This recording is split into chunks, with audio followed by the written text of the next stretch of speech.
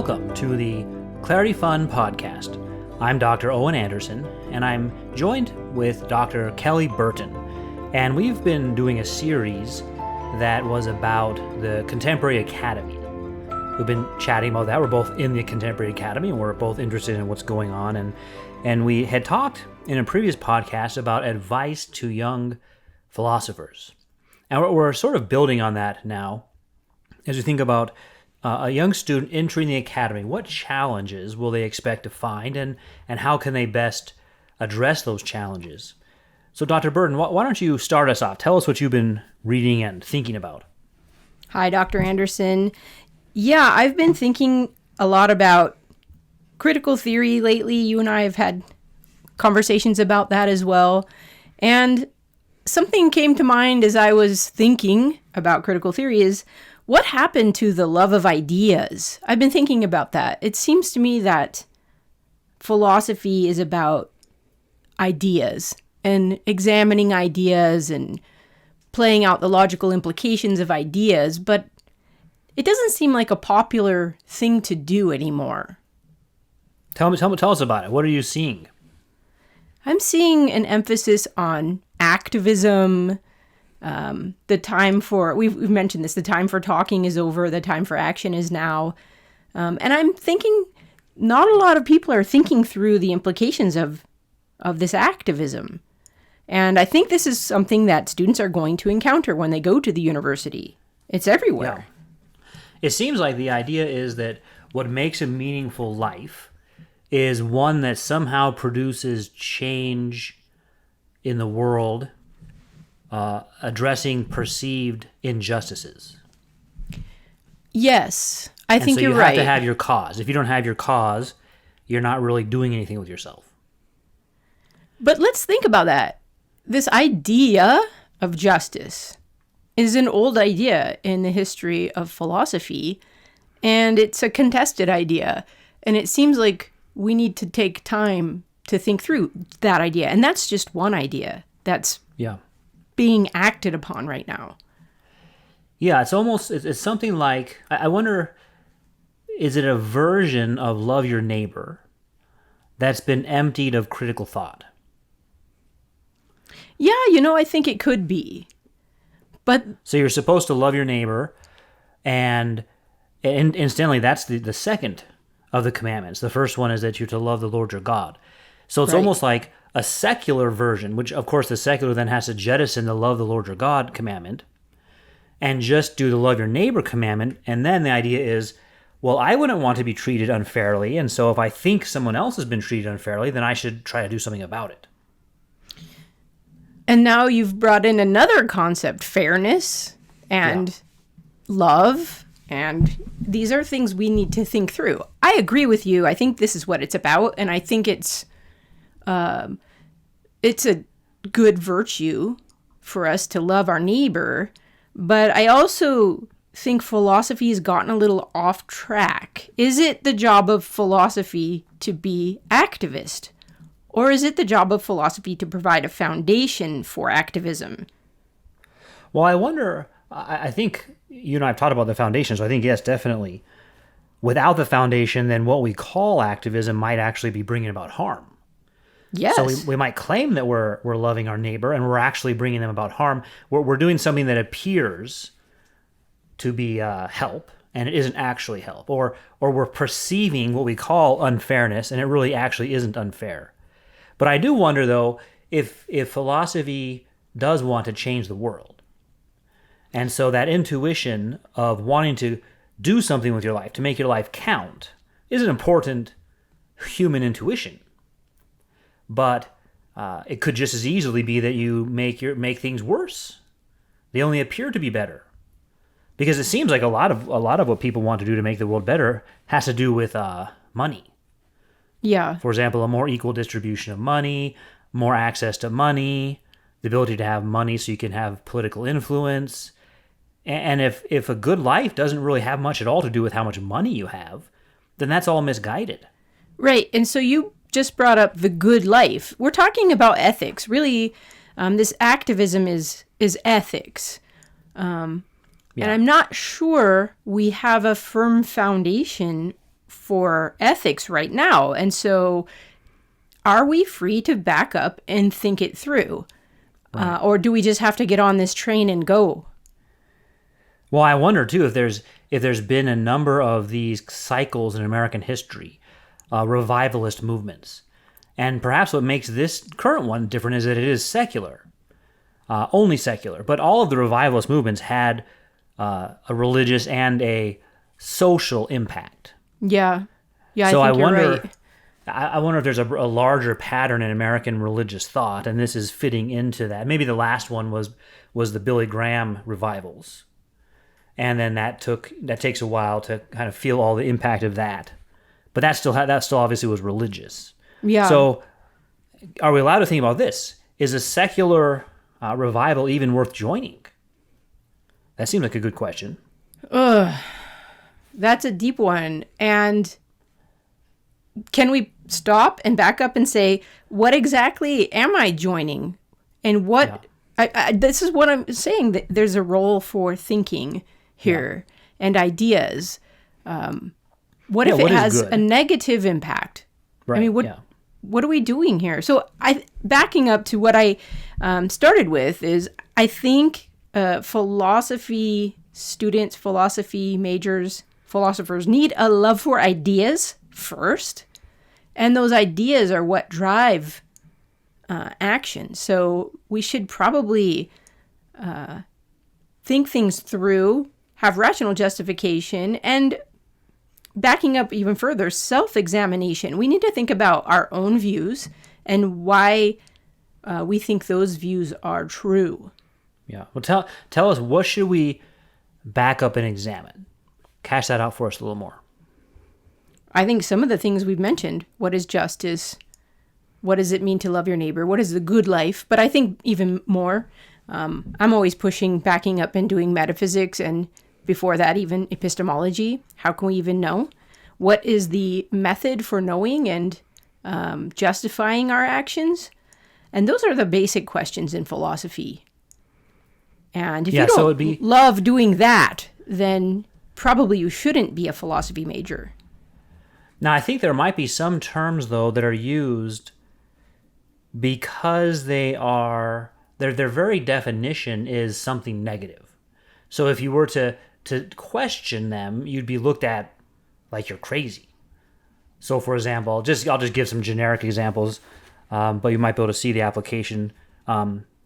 If someone was to say, I love injustice, well, that'd be weird, right? I mean, well, yeah. Injustice is a negative thing. And so sometimes what people might pick up in their activism would be something like that, right?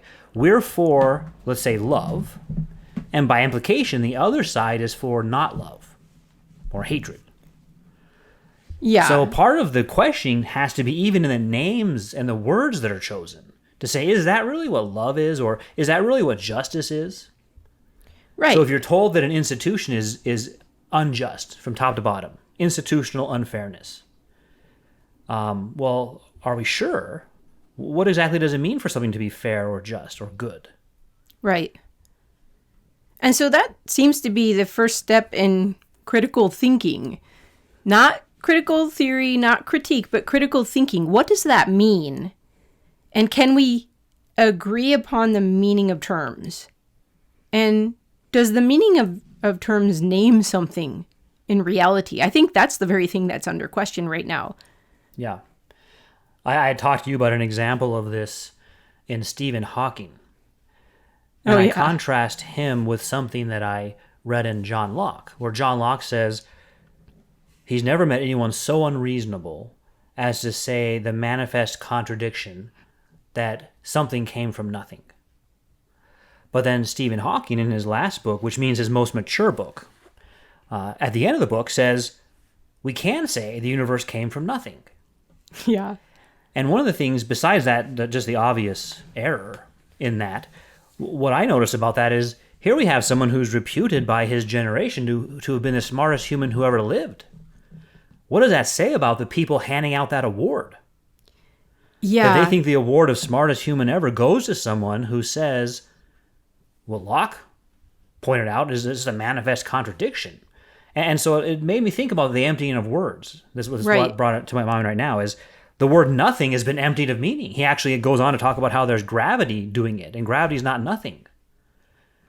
And so we've emptied words like that, and because of that, we can't make any progress on even very basic foundational things.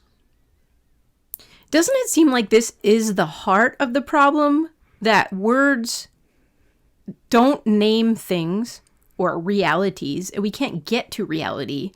And thus we kind of invent reality and push it out on others in a kind of power play.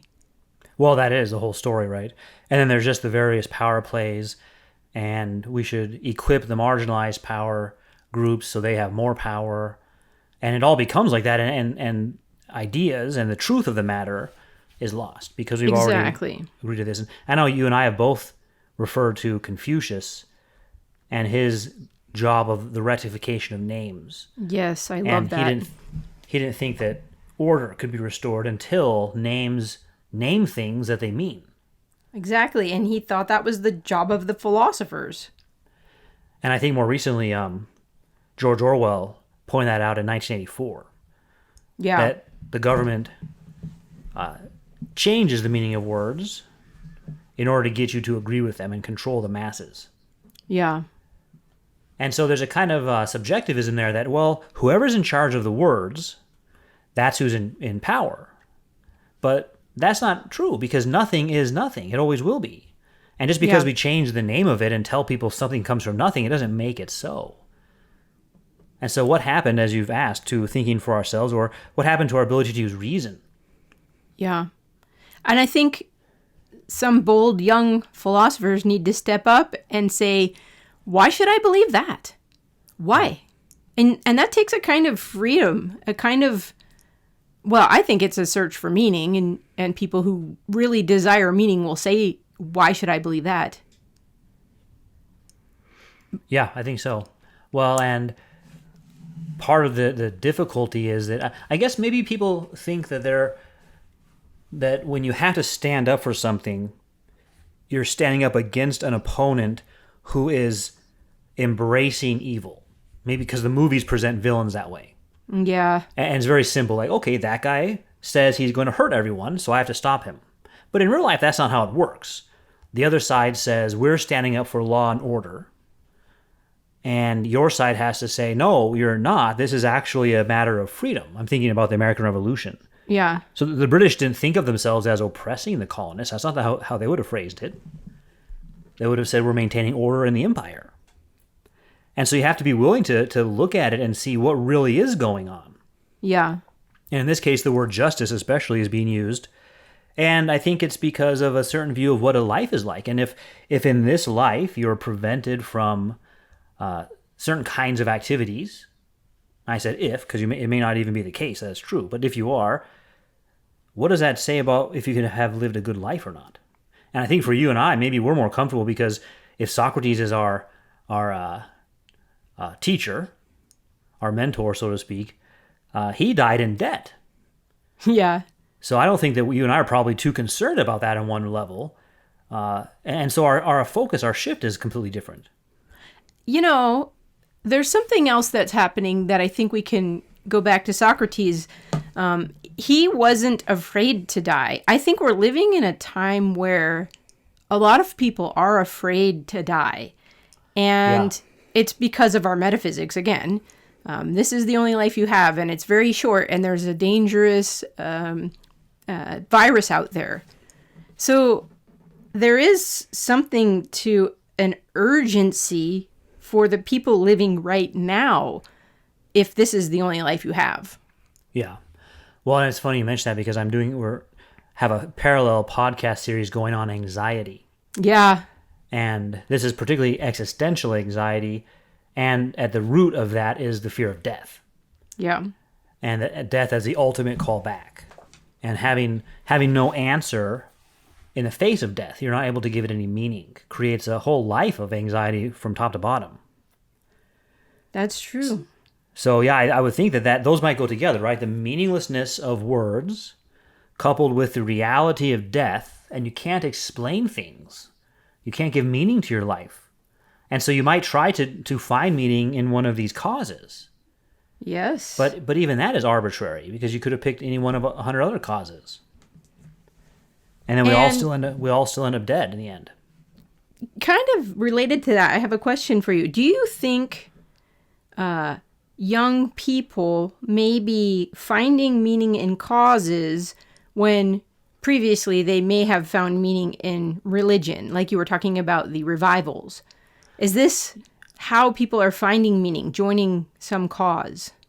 Yeah, it certainly seems so, like a secular cause. What happens when make the world better?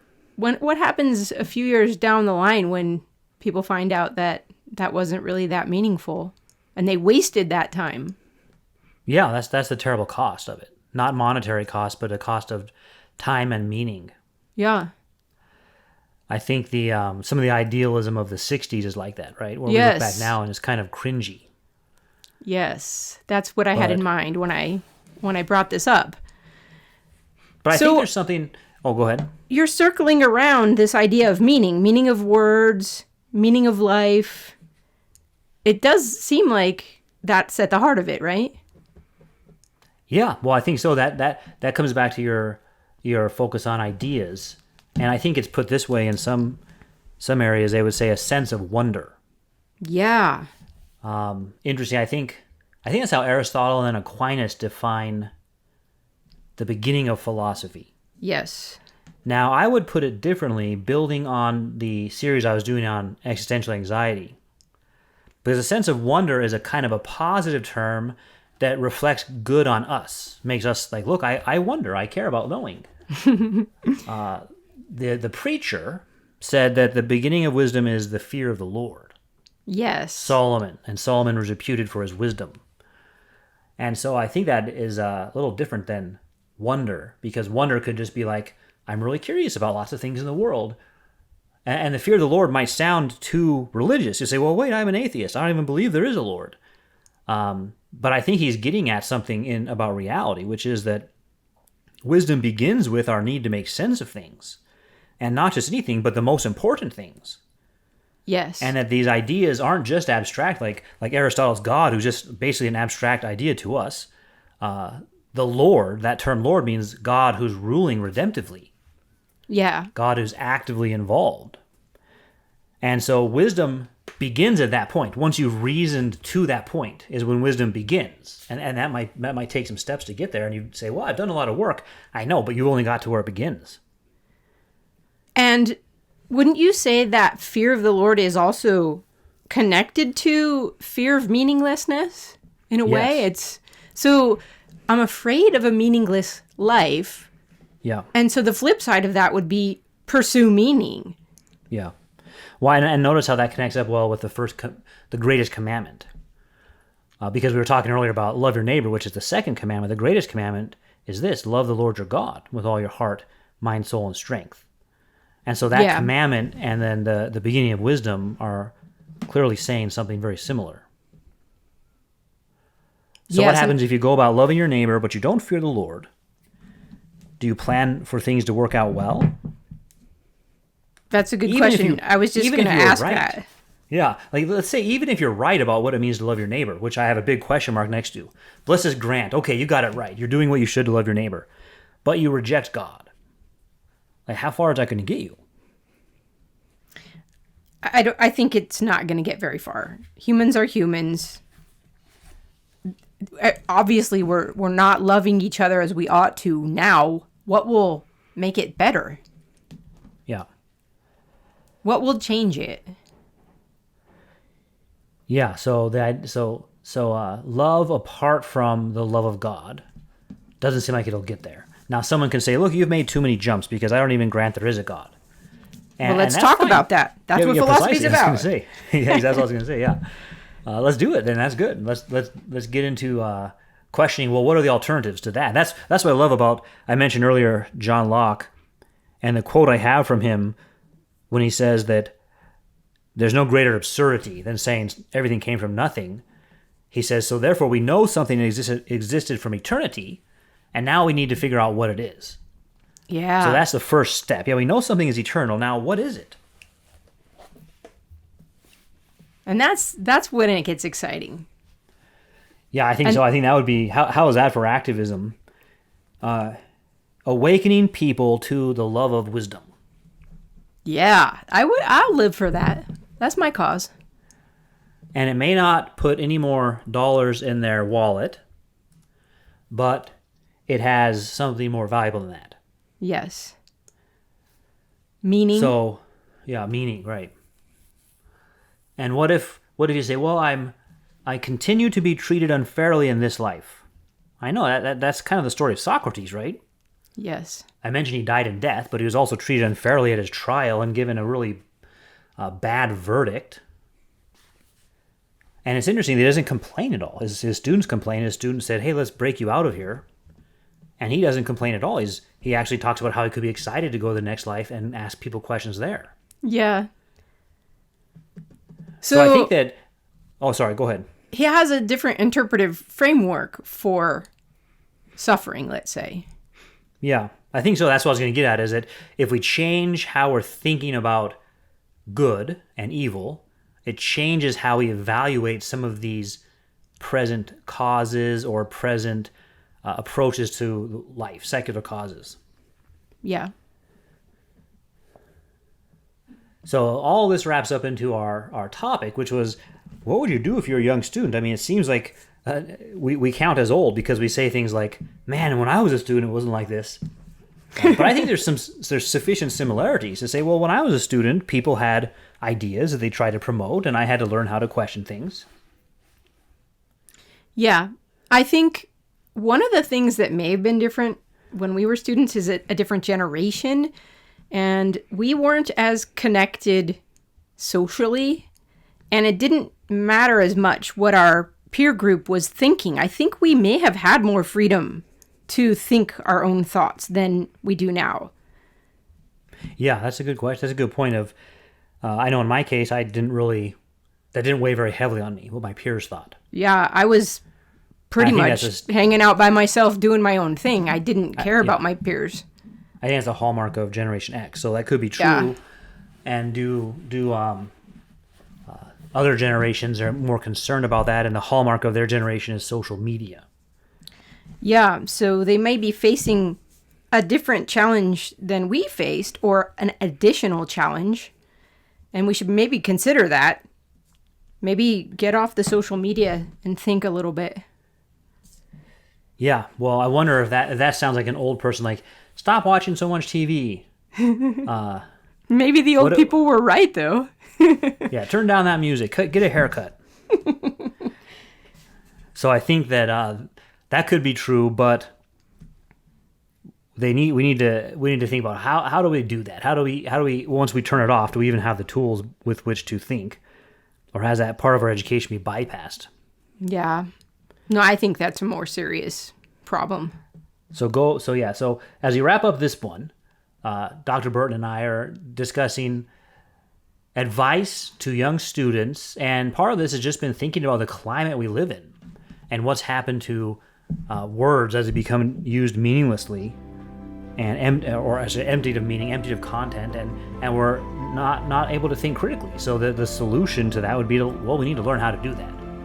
Yes. And I think we're going to have follow-up discussions on that. So thank you, Dr. Burton. Thank you, Dr. Anderson.